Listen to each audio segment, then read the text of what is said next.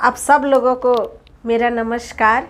और मैं भजन बहार में आप सब लोगों को स्वागत करती हूँ। और आज का जो गीत है मैं गणपति बापा के लिए लेकर आई हूँ। यदि ये गणपति बापा का गीत पसंद आया तो लाइक, सब्सक्राइब और शेयर ज़रूर करें और कमेंट में लिखें कि हमारे गणपति बापा का ये भजन कैसा है। तो इसके लिए बहुत बहुत धन्यवाद और वीडियो को आगे बढ़ाइए प्लीज़ प्लीज़। धन्यवाद। बोलिए गजानन महाराज की जय हो। गौरा जी के सूत शेष महेश जी के हो। गौरा जी के सूत शेष महेश जी के हो। सब नमन करा श्री गणेश जी के हो। सब नमन करा श्री गणेश जी के हो। सब नमन करा।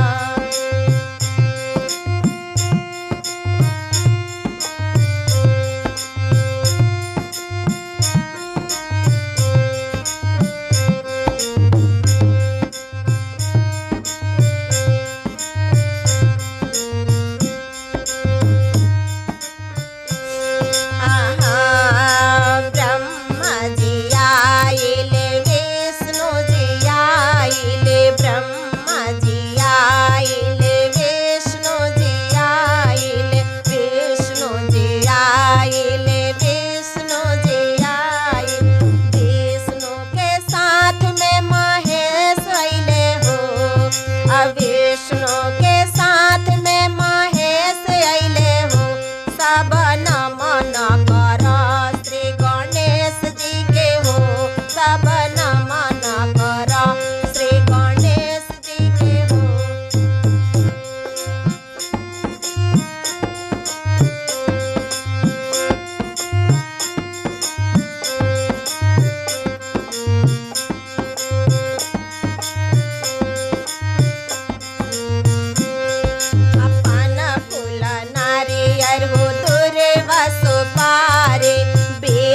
विनाशक देवा संकट हारे।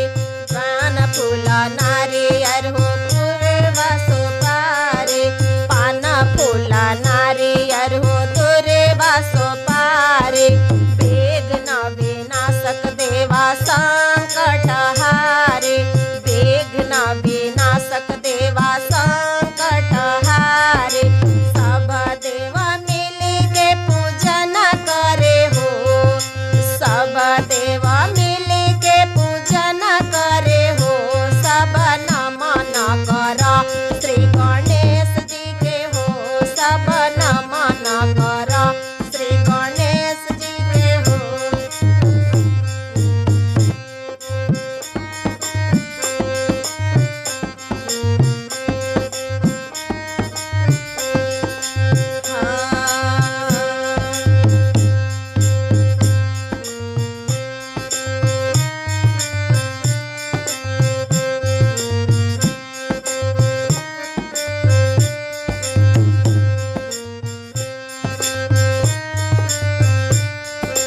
कंचन थाली कपूर दियना